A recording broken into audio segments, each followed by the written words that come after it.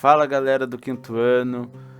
Bom, essa aqui, né, a nossa tarefa que eu tinha falado para vocês, que a gente vai então construir, né, um mapa mental sobre o capítulo 2 do nosso livro de história, que vai falar sobre as religiões dos povos do passado e, né, do presente.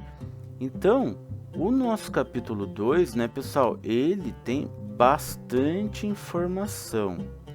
E para organizar aqui, né, o nosso mapa mental, você precisa aí pegar sua folha sulfite. É importante também que você pegue, né, lápis de cor, canetinha, para a gente conseguir diferenciar, né? Você já deve ter percebido, eu usei cores aqui diferentes para a gente modificar. Você pode fazer do seu jeito, se quiser escrever, né, a palavra com cor diferente ou fazer alguma forma que separe uma informação da outra de uma outra forma, aí é com vocês, né? Lembra que eu falei, a organização aqui do mapa, né? Cada um faz do seu jeitinho aí, né? Aqui eu organizei do meu jeito e coloquei as questões que eu acho mais importantes, né, de estarem aparecendo nesse mapa mental. Se vocês quiserem adicionar alguma outra informação, né, até que a gente vai comentar enquanto a gente estiver aqui, né, junto nesse vídeo, você pode ir adicionando, não tem problema nenhum, tá bom? Então, pessoal, para começar o nosso, né, mapa mental do capítulo 2, primeira coisa que eu fiz foi separar as religiões, né, nas 3 classificações que a gente utilizou, né, em aula. Então a gente tem as religiões monoteístas, né? Lembrando, né, mono, um. Então são aquelas religiões que acreditam em um único Deus, em uma única divindade.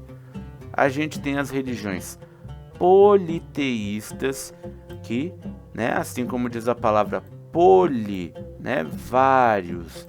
Então, são aquelas religiões que acreditam em vários deuses, né, em várias divindades. E por último, a gente tem as religiões não teístas, que são aquelas religiões que não acreditam em nenhuma divindade, né? Muitas dessas religiões, elas são conhecidas até como, né, são conhecidas como filosofias de vida e não propriamente como religiões. Mas aqui a gente vai tratar como se fossem religiões, só que são religiões não teístas, né, que não possuem uma divindade, não possuem a crença em um Deus, tá bom? Muito bem. Vamos começar pelas religiões monoteístas, até porque muitas elas são, né, as religiões mais próximas da gente.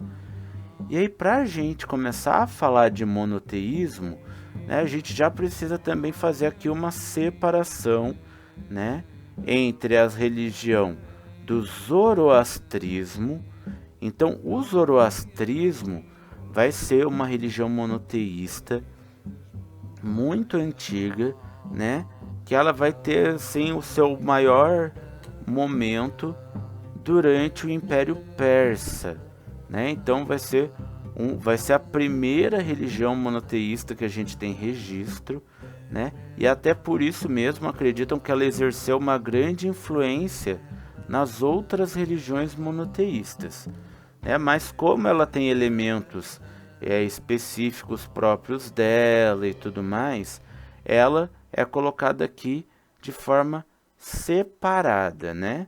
Então a gente tem o zoroastrismo e a gente tem as religiões monoteístas que a gente chama de abraâmicas, né? Que são aquelas religiões que vão ter então como patriarca, né, a figura de Abraão, né? Então Abraão, ele vai ser uma figura importante dentro do judaísmo, dentro do cristianismo e também dentro do islamismo, né? Então por isso que a gente faz essa separação aqui, né, dessa forma aqui no monoteísmo. Então Abraão, né, ele vai aparecer, né, no livro sagrado do judaísmo, que é a Torá. Ele vai aparecer na Bíblia, que é o livro sagrado dos cristãos, e ele também vai aparecer no Alcorão, que é o livro sagrado dos islâmicos, certo? Então ele vai ser a figura, né, o patriarca dessas três religiões. Por isso que a gente chama elas de religiões abraâmicas, ok? Vocês podem ter visto aqui, né, que eu selecionei, então, né, algumas imagens para estar representando aqui. Então, o judaísmo, escolhi, né, o símbolo da religião judaica, que é a estrela de Davi. Aqui no cristianismo, uma pintura, né, de Jesus dando, né, ensinando o povo. E aqui no islamismo, o Alcorão, né, o livro sagrado dos islâmicos. Então, se você quiser colocar alguma dessas informações, ou como chama o templo de cada uma dessas religiões, você pode estar adicionando essas informações aqui. O que é mais importante da gente lembrar, né, dessas religiões que a gente chama de abraâmicas, né? Que elas exerceram influência uma sobre a outra, né? Então o judaísmo, ele vai ter forte influência sobre o cristianismo e sobre o islamismo, assim como o cristianismo vai ter também forte influência sobre o islamismo, que foi a última, né, religião monoteísta que surgiu aqui das abraâmicas, certo? Depois, então, né, dessas religiões monoteístas, a gente tem as religiões politeístas, né? Aquelas religiões, então, que acreditam em vários deuses. E aí a gente precisa deixar uma coisa aqui em separado, né? A gente vai ter religiões politeístas de povos antigos, né? Religiões que não existem mais, que é o caso, né, das religiões dos mesopotâmicos, dos egípcios, dos gregos, dos romanos. E nós temos religiões politeístas que existem até hoje, né, tanto em outras partes do mundo como até mesmo aqui no Brasil, que é o caso das religiões indígenas, as religiões de matriz africanas, né, ou afro-brasileiras, e o hinduísmo, né, que é muito forte, né, uma religião com muitos seguidores, principalmente na Índia, certo? Então, o politeísmo a gente vai ter essa diferença. Algumas religiões que não existem mais, né? E algumas religiões que existem até hoje. Então, né, os mesopotâmicos, né, eles acreditavam em diversos deuses, né? A gente viu que isso até influenciava na forma como eles organizavam a sociedade deles, porque eles acreditavam que o rei era um representante, né, dos deuses. A mesma coisa vale para os egípcios, né? E aí a gente viu que os deuses tinham elementos, né, do cotidiano dos egípcios. Então, por exemplo, né, os deuses egípcios, eles comumente tinham o rosto de animal, né? E esses animais eram todos animais que estavam presentes ali no Egito, né? Que nem a gente brincava, não tem um deus egípcio com cabeça de capivara, né? Porque a capivara é um animal típico aqui do nosso continente, né? Não lá do continente africano. Os deuses gregos, então foi um panteão, né? Lembrando, quando a gente fala panteão, né, conjunto de deuses, né, bastante grande, que a gente viu vários deuses, a gente viu os símbolos deles, né? Até a gente assistiu um vídeo, que é essa imagem aqui, né, que alguns deuses, né, tinha ali uma brincadeira no vídeo colocando alguns elementos mais modernos, né? Então Apolo, que é o deus da música e do sol, estava segurando uma guitarra, né, ao invés da harpa, né, que é um instrumento mais antigo. Poseidon ali surfista, né, ao invés de estar com o tridente, com as ondas. Então, o vídeo que a gente assistiu brincava um pouquinho com esses elementos, dando uma modernizada, digamos assim. E aí a gente viu que cada deus, né, representava um aspecto, né? Tinha a deusa da caça, deusa da agricultura, deus da guerra, deus, né, das nuvens, da tempestade. Tinha um deus para cada coisa. E os deuses romanos, né? Para surpresa de muitos de vocês durante a aula, a gente viu que eles, na verdade, são os mesmos deuses gregos, né? Então, os romanos, né, quando eles dominaram a região da Grécia, eles tinham o costume de se apropriar daquilo que os povos, né, que eles dominavam tinham de mais avançado. E aí eles se apropriaram, então, do panteão grego, né, dos deuses gregos, e eles também, né, se apropriaram dos estudos, né, sobre os planetas. Por isso que os nossos planetas eles têm o nome dos deuses romanos, né? E aí Zeus, né, se tornou Júpiter, o deus Ares, deus da guerra, se tornou Marte. Afrodite, deusa grega da beleza, do amor, se tornou Vênus, né? Então eles apenas mudaram, né, o nome dos deuses gregos e passaram a cultuar esses deuses. E olha só essa imagem aqui, bem legal, que eu coloquei para vocês aqui dos romanos, né? Esse templo aqui, ele foi construído no século II, né? Durante o Império Romano, e ele era um templo chamado Panteão. O nome do templo era Panteão. Por quê? Porque nesse templo estavam representados todos os deuses romanos. Então, ao invés da pessoa ir, né, num templo dedicado a Júpiter, ou ir num templo dedicado a Vênus, ou num templo dedicado a Netuno, né? A pessoa poderia ir nesse templo que tinha todos os deuses representados. E aí tem uma coisa muito interessante sobre esse templo, né? Assim como lá na primeira página do capítulo, né?